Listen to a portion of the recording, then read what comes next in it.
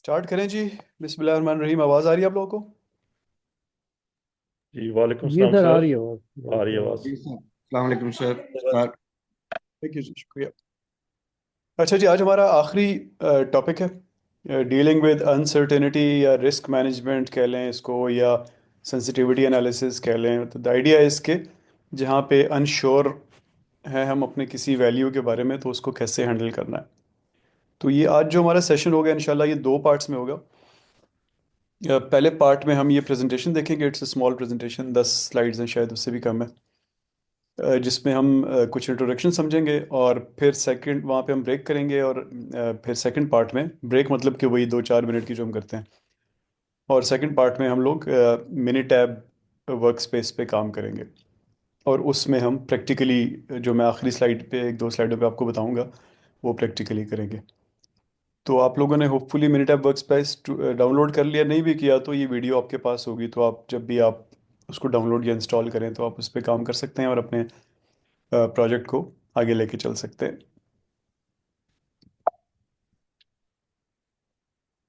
अच्छा जी।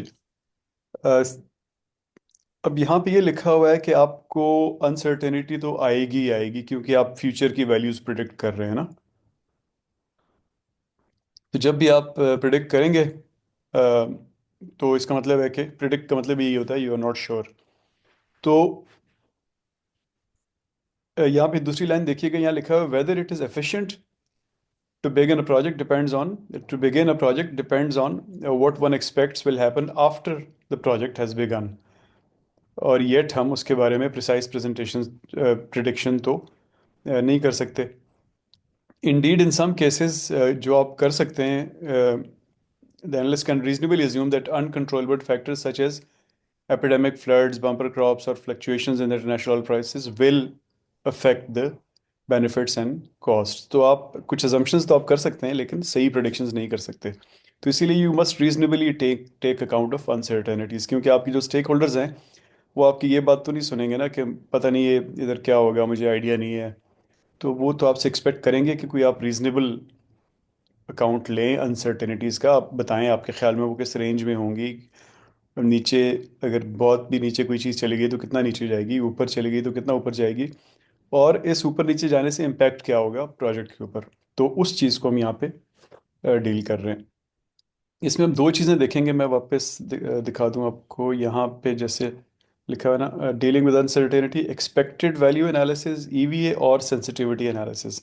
तो हम यहाँ पे दो चीज़ें देखेंगे, ईवीए और सेंसिटिविटी एनालिसिस। पहले ईवीए को देखते हैं। It's a technique used to predict the average outcome of a random variable in a project and is a fundamental concept in probability and statistics।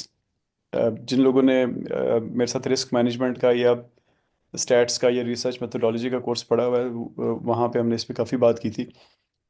EVA involves multiplying the probabilities of possible outcomes। ये इसको आपको मैं English में बताने के बजाय जब वो मैं करके दिखाऊंगा तो आपको बड़ा इजीली समझ आ जाएगा। एग्जाम्पल देखते हैं ना। ये एग्जाम्पल में लिखा हुआ है कि wheel of Fortune has 54 slots. ये जो तस्वीर बनी हुई है इसमें 54 स्लॉट्स हैं, और इनमें से चार ऐसी हैं जिनमें नंबर 9 लिखा हुआ है। और आपको कहा जा रहा है कि आप $1 की बेट लगाएं कि आपका 9 आ जाएगा और आपको 10 मिल जाएंगे, और आपका ये एक भी वापस हो जाएगा। तो आपका एक्सपेक्टेड वैल्यू इस गेम से कितनी है, जीतने के चांस कितने हैं, उससे हमें पता चलेगा एक्सपेक्टेड वैल्यू कितनी है। और जो आपके पास ईवीए का रिजल्ट आएगा उसका मतलब क्या है। तो प्रोबेबिलिटी ऑफ सक्सेस चूंकि चार हैं, इसमें आपके 9 और 54 में से चार हैं, तो 4/54 है। इसका मतलब है जो बाकी 50 हैं वो फेलियर की प्रोबेबिलिटी को रिप्रेजेंट कर रहे हैं। तो आपकी एक्सपेक्टेड वैल्यू है expected profit minus expected cost. तो इस लाइन को अगर आप देखें, expected value is equal to expected profit minus expected cost, तो ये बेसिकली हमारी सीबीए का कॉन्सेप्ट है कि हम बेनिफिट्स में से कॉस्ट को माइनस करते हैं, और अगर वो पॉजिटिव आ जाए तो हम उस प्रोजेक्ट को कहते हैं ये करने वाला प्रोजेक्ट है। और बहुत सारों का पॉजिटिव आ जाए तो जिसकी सबसे ज़्यादा पॉजिटिव होती है उसको कहते हैं ये प्रोजेक्ट कर लेते हैं। तो यहाँ पे भी वही कॉन्सेप्ट यूज़ हो रहा है। और ये फिर अब इसकी मैथ्स देखें तो ये कह रहा है 4/54 × 10, क्योंकि आपको आप 4/54, अगर आपका इनमें से स्ट्राइक हो गया तो आपको $10 मिलेंगे। यानी एक तरफ प्रोबेबिलिटी है और उसको मल्टीप्लाई किया हुआ है पे ऑफ से, माइनस 50/54 यानी प्रोबेबिलिटी, और मल्टीप्लाई किया हुआ है लॉस से, यानी आपका 1 रुपया, $1 लॉस हो जाएगा। तो इसको सॉल्व करें तो जो वैल्यू आती है वो आती है -$0.185। तो इसका मतलब है कि ये नेगेटिव में है। सीबीए की टर्म्स में बात करें तो इसका नेट जो हमारे पास सोशल वैल्यू आ रही है वो नेगेटिव में है, अगर इस तरह का सीबीए होता। अब इसका मतलब क्या है 0.185 का? इसका मतलब जो नॉर्मल डिस्ट्रीब्यूशन को जब हम देखते हैं ना, तो जब उसमें हम डिस्कशन कर रहे होते तो हम कहते हैं कि playing this game over and over again, यानी आप हज़ारों बार अगर ये गेम खेलें तो आप आखिर में आप लॉस करके बैठे होंगे $0.185 का। क्योंकि हो सकता है आप पहली बार खेलें तो नाइन स्ट्राइक हो जाए, दूसरी बार खेलें हो सकता है फिर नाइन स्ट्राइक हो जाए।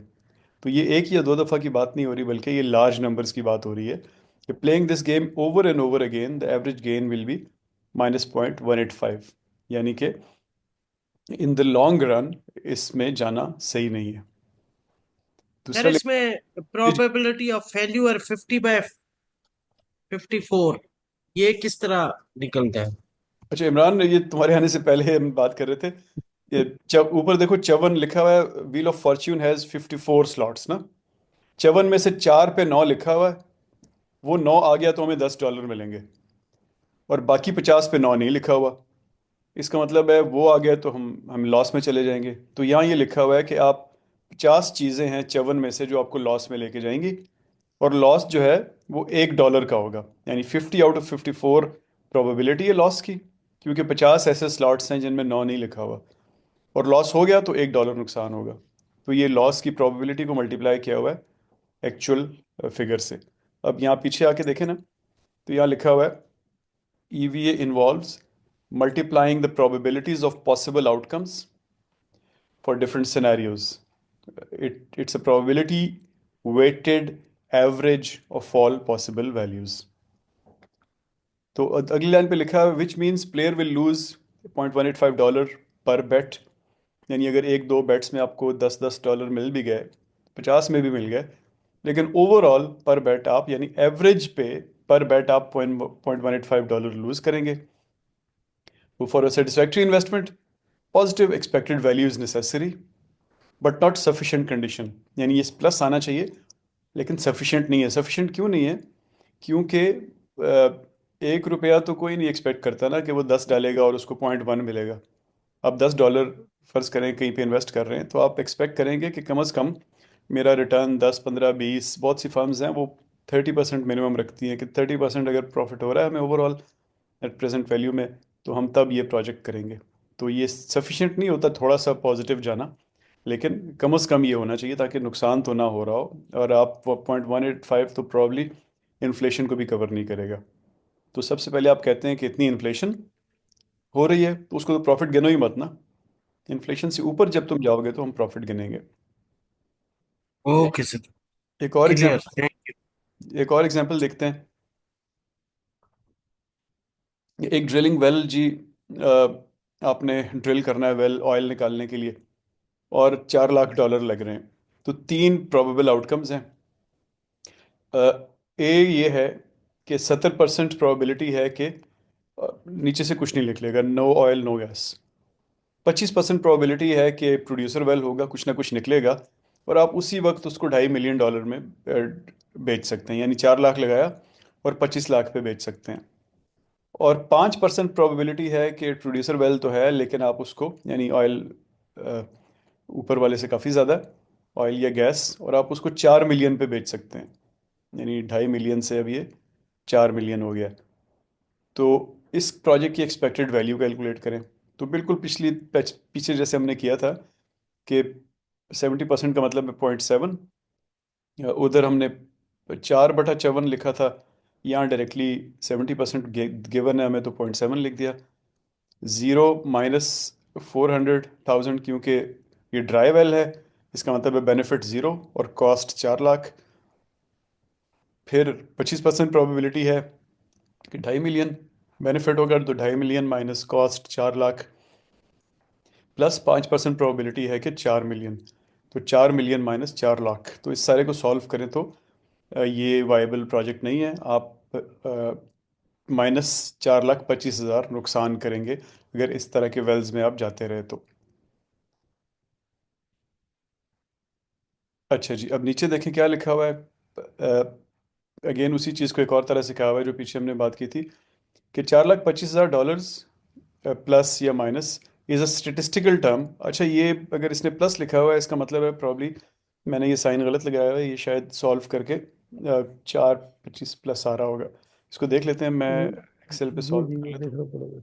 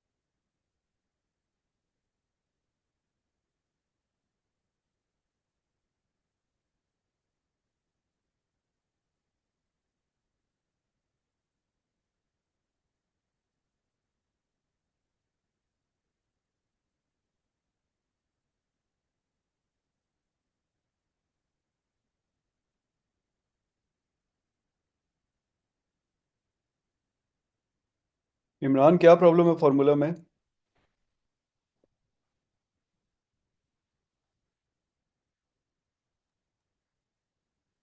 तो ये पिछली स्लाइड अगर दोबारा लगा दें हम उसको देख लेते हैं।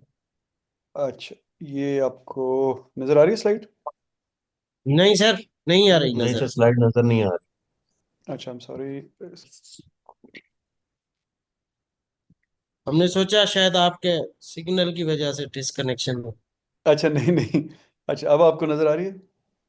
अब आ रही है सर, अब आ जी रही सर, है। आ गई। तो चलें, एनीवे इसको बाद में कैलकुलेट करके देख लेंगे ये पॉजिटिव आ रही है नेगेटिव आ रही है। तो प्लस आ गई तो इसका मतलब है ये आप ये प्रोजेक्ट आपके लिए ठीक है करना। नहीं आ रही तो इसका मतलब है ये प्रोजेक्ट आपके लिए करना ठीक नहीं है। आगे चलते हैं। सर मीन्स कोई भी हो तो अगर प्लस आएगी तो दैट इज वो प्रोजेक्ट जी, वो वायबल वायबल है, है। और जो, हाँ, और जो नेगेटिव आएगी तो वो वायबल नहीं है। बिल्कुल जैसे हम इस तरह। सीबीए में करते थे, बिल्कुल उसी तरह यहाँ पे जी जी जी। एक्सपेक्टेड वैल्यू में भी यही करेंगे। Got it sir. अब ये तीसरी एग्जांपल है, इसमें हम नेट प्रेजेंट वैल्यू के कॉन्सेप्ट को ला रहे हैं। Research project has the initial investment of $1,00,000 और दो आउटकम्स हैं। 30% सक्सेस होगी और एनुअल प्रॉफिट 60,000 होगा डॉलर्स, और 5 साल तक होता रहेगा। यानी ईयर 1 पे होगा, टू पे, एंड 5 साल तक जाएगा।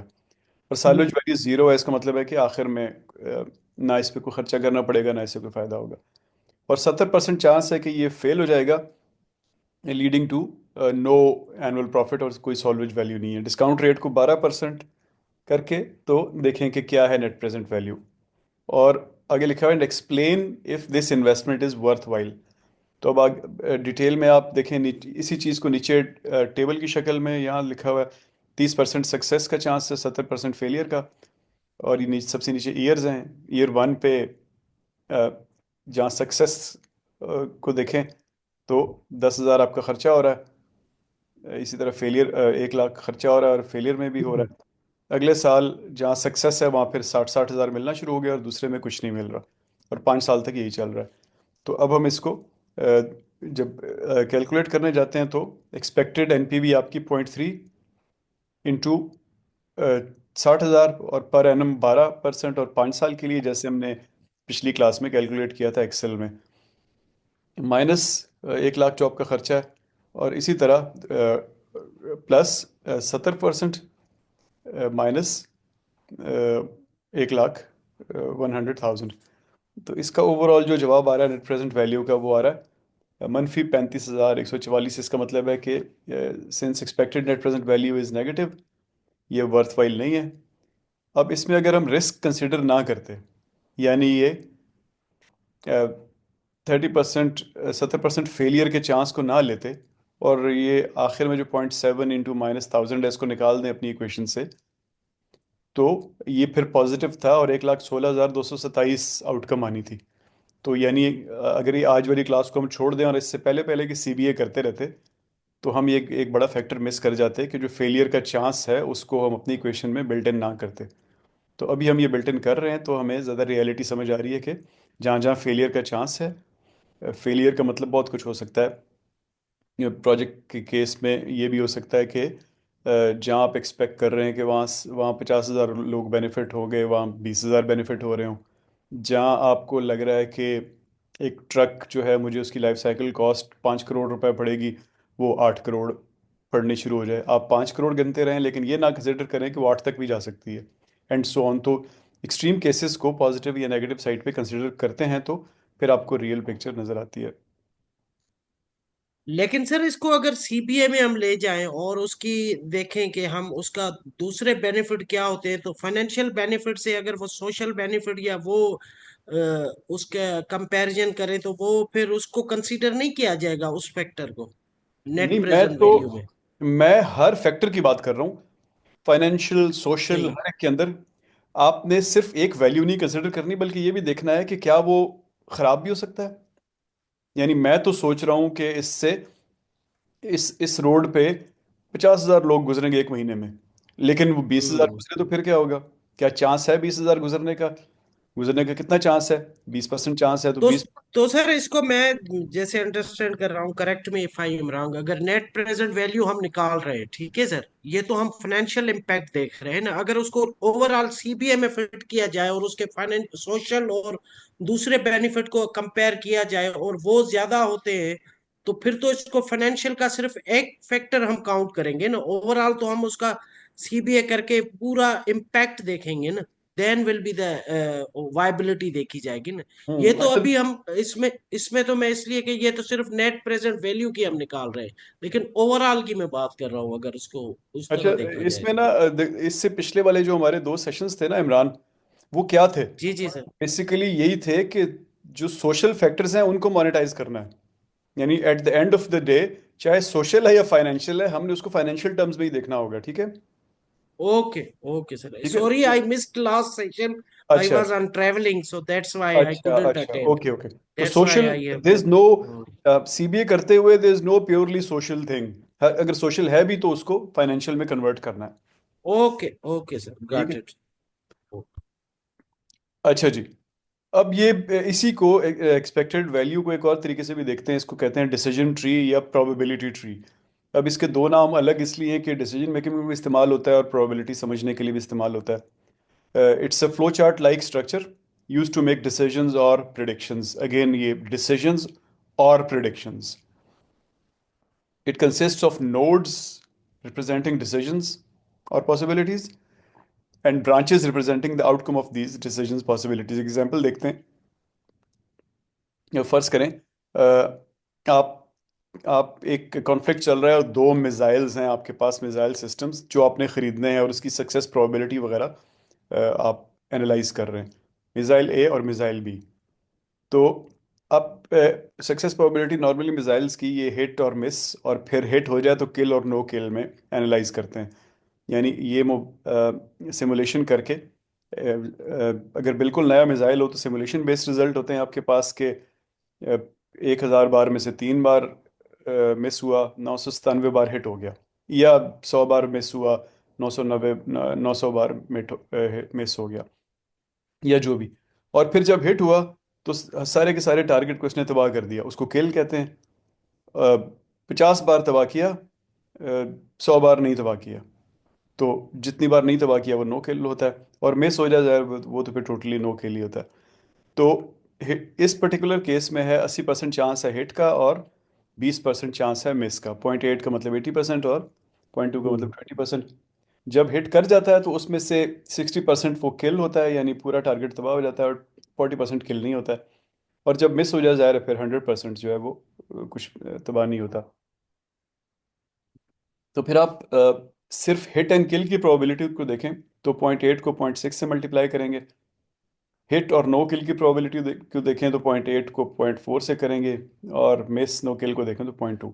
तो ये जो आपका मिसाइल है, इसकी हिट किल प्रोबेबिलिटी 48% है, हिट नो किल प्रोबेबिलिटी 32 है, एंड सो ऑन। इसी तरह मिसाइल बी है, उसकी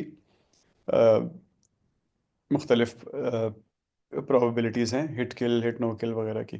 तो अगर आपको इसमें से फैसला करना पड़े तो ऑब्वियसली आप ये 0.48 वाला लेंगे, क्योंकि इसकी हिट किल प्रोबेबिलिटी ज़्यादा है। तो अब मेरे ख्याल में आपको डिसीजन ट्री शायद इस्तेमाल ना करना पड़े सीबीए में, लेकिन चूंकि आपकी किताब में ये था तो मैं क्विकली इससे भी लेट्स गो थ्रू इट। तो ये पहला हमारा टॉपिक था जो था एक्सपेक्टेड वैल्यू एनालिसिस। अब दूसरा टॉपिक है sensitivity analysis. Uncertainty is always faced in CBA about expected future values, जो हम पहले बात कर रहे हैं, वेदर और not its structured around contingencies and their probabilities. यानी आप चाहे सेंसिटिविटी एनालिसिस करें या ना करें, सेंसिटिविटी अनसर्टेनिटी तो है सीबीए के अंदर, तो इससे अच्छा है कि करें आप फिर sensitivity analysis. The purpose of sensitivity analysis is to acknowledge and clarify the underlying uncertainty. जैसा हमने पीछे कहा कि आपके स्टेक होल्डर्स एक्सपेक्ट करेंगे कि आप ये अनसर्टेनिटी के ऊपर से ना गुजर जाएं, बल्कि उसको एक्नॉलेज करें कि फ़लानी फ़लानी चीज़ में अनसर्टेनिटी है, और क्लैरिफाई करें कि ये है तो इसकी रेंजेस क्या हैं और हम उसको कैसे डील करेंगे। In particular, it should convey how sensitive predicted net benefits are to changes in assumptions. यानी वो बेसिकली इसमें इंटरेस्टेड हैं कि जो आप कह रहे हैं कि ये प्रोजेक्ट 40% प्रॉफिट देगा, वो उसमें इंटरेस्टेड हैं कि अच्छा फिर जो तुम्हारे वेरिएबल्स हैं वो चेंज होगा तो ये 40-40 ही रहेगा या ज़ीरो से नीचे चला जाएगा। इसमें वो इंटरेस्टेड रहते हैं कि तुम जो रिस्क हैं वो रिस्क कहीं हमारी ओवरऑल आउटकम को तो नहीं ख़राब कर देंगे बिगर पिक्चर में। तो इस वजह से हम सेंसिटिविटी एनालिसिस करते हैं टू इंश्योर के जो over the range of assumptions, यानी फ़र्ज़ करें एक जगह से मैं कह रहा हूँ 60 रुपए निकलेंगे, तो चाहे 20 निकलें या 100 निकलें, कहीं मेरा नेट बेनिफिट की पॉजिटिव साइन तो नहीं ख़त्म हो रहा, तो इस वजह के प्रोजेक्ट मेरा वायबल रहे, तो इस वजह से सेंसिटिविटी एनालिसिस करते हैं। अब बस आपके पास बहुत सारे अननोन वेरिएबल्स होते हैं सीबीए में, अननोन कह लें या ऐसे कि जिनकी प्रिडिक्शन आपने की होती है और उनकी कोई रेंज होती है, तो 20 से लेके 100 तक, या -40 से लेके +60 तक कहीं भी जा सकते हैं। As the number of variable increases the combinations of assumptions increase exponentially. यानी आपकी किताब में एक एग्जांपल है, वहाँ लिखा हुआ है कि अगर 17 वेरिएबल्स हो जाएं तो उनकी मुख्तलिफ कम्बिनेशंस जो हैं, तीन तीन भी अगर लेवल हों उनके, तो it goes well beyond 50 million, यानी 5 करोड़ से भी ज़्यादा आपको एनालिसिस करने पड़ेंगे। तो टू हैंडल सच कॉम्प्लेक्सिटी तीन अप्रोचेस इस्तेमाल होती हैं। अ, एक को कहते हैं पार्शियल सेंसिटिविटी एनालिसिस, कि आप सब के सब फैक्टर्स की सेंसिटिविटी एनालिसिस ना करें, बस जो आपको सबसे ज़्यादा इम्पॉर्टेंट लग रहे हैं उनका एनालिसिस करें। का मतलब है कि उनकी पूरी रेंज देखें कि अगर ये 20 से 100 तक जा सकता है तो 20 को भी देखें, 100 को भी देखें, बीच में अगर आपको लगता है कि 50 भी इंपॉर्टेंट है तो 50 को भी देखें, एंड सो ऑन। और जो कम इंपॉर्टेंट है उनको कांस्टेंट होल्ड कर लें। या दूसरी अप्रोच ये है कि आप वर्स्ट एंड बेस्ट केस देख लें, यानी ये मिनिमम कहाँ तक जा सकता है और मैक्सिमम कहाँ तक जा सकता है, वो उनको खाली देख लें। उससे उससे आपको वर्स्ट केस भी पता चल जाएगा और बेस्ट केस भी पता चल जाएगा, और आप ये देख लेंगे कि वर्स्ट केस जो है वो मेरा नेट बेनिफिट के साइन को तो चेंज नहीं कर रहा कहीं। और सर आखिरी है, वो इम्पोर्टेंट की क्लासिफिकेशन कौन करेगा कि ये इम्पोर्टेंट है ये नहीं है? जैसे आपने कहा कि 20, 40 या 50, तो हाँ वो वो इम्पोर्टेंट। अपनी तरफ से एनालाइज करने, अजम्पशन करनी है अपनी तरफ से कि दीज नहीं आर नहीं, मैं बताता मस्ट हूँ बी। आपको। मैं आप ये ज़रा जब हम मोंटे कार्लो करेंगे आपको क्लियरली समझ आएगा, लेकिन ये इम्पोर्टेंट किसी भी सेंस में हो सकता है ना। जैसे फ़र्ज़ करें आप कह रहे हैं कि फ़लानी जगह पे 1 करोड़ रुपए लगा दो, अपने बॉस को कह रहे हैं, और ये 5 जगह इन पे 10-10 लाख लगा दो, तो 1 करोड़ वाला ऑटोमेटिकली इंपॉर्टेंट हो गया ना। इसी तरह आप कह रहे हैं कि फलाना जो चीज़ है इससे 1,000 लोगों की जान बचेगी, और ये 6 स्टेप हैं, इनसे 3-3 लोगों की जान बचेगी, तो 1,000 जानों वाला ऑटोमेटिकली इंपॉर्टेंट हो गया। तो इम्पॉर्टेंट आपको सामने नज़र आते हैं वैसे ही अपने प्रोजेक्ट में ना, कि इसमें इन्वेस्टमेंट सही। ज़्यादा है या लॉस ज़्यादा है, लेकिन ज़्यादा क्लैरिटी आएगी आपको जब हम इंशाल्लाह मिनट ऐप पे कर रहे हैं इसको, तो वो बहुत क्लियरली बता देता है कि किसके अंदर वेरिएशन कितनी ज़्यादा इम्पेक्ट कर रही है। तीसरी चीज़ गॉट इट। है तीसरी चीज़ है मॉन्टे कार्लो सिमुलेशन। अभी मैं आपको तीनों बता तो रहा हूँ, लेकिन ये प्रॉब्ली आपकी किताब जो है ये शायद 5-7 साल पुरानी है, तो इसमें इसके पास कोई स्ट्रॉन्ग सॉफ्टवेयर नहीं था, वरना आजकल तो ज़रूरत ही नहीं पड़ती ये पार्शल की और वर्स्ट एंड बेस्ट केस की। अगर आपके पास टाइम ना हो तो और बात है, रिसोर्सेज की कोई ज़रूरत नहीं है, सॉफ्टवेयर सब कुछ कर देते हैं, तो ज़्यादातर लोग अब मॉन्टे कार्लो सिमुलेशन ही करते हैं।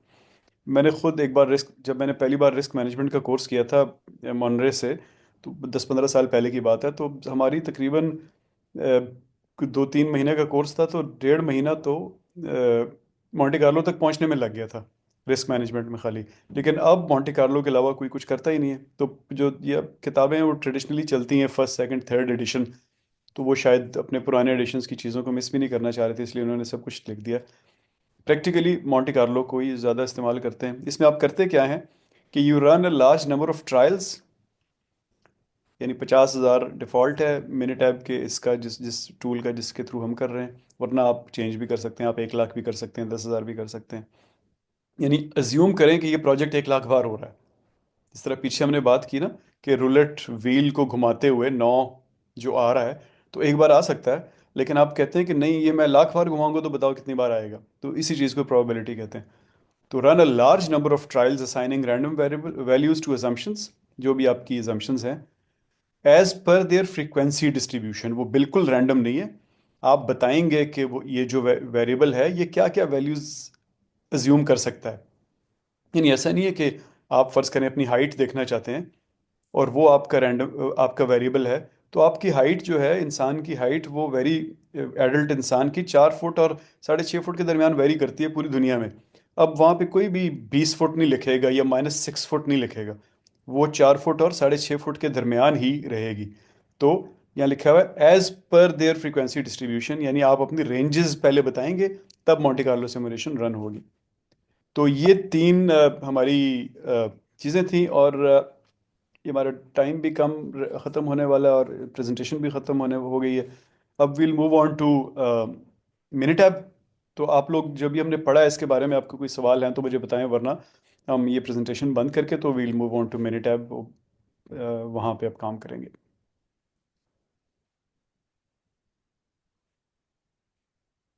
ठीक है जी, तो आप लोगों का कोई सवाल नहीं है तो मैं प्रेजेंटेशन बंद कर रहा हूँ, और 3-4 मिनट बाद हम दूसरी मिनट ऐप वाला सेशन शुरू करते हैं। मैं टाइम थोड़ा इसलिए ले रहा हूँ कि मैंने लैपटॉप चेंज करने हैं, ये मैक है वो मैंने विंडोज़ में जाना है, तो दूसरा लैपटॉप ऑन करते कराते मुझे 4-5 मिनट लग जाएंगे।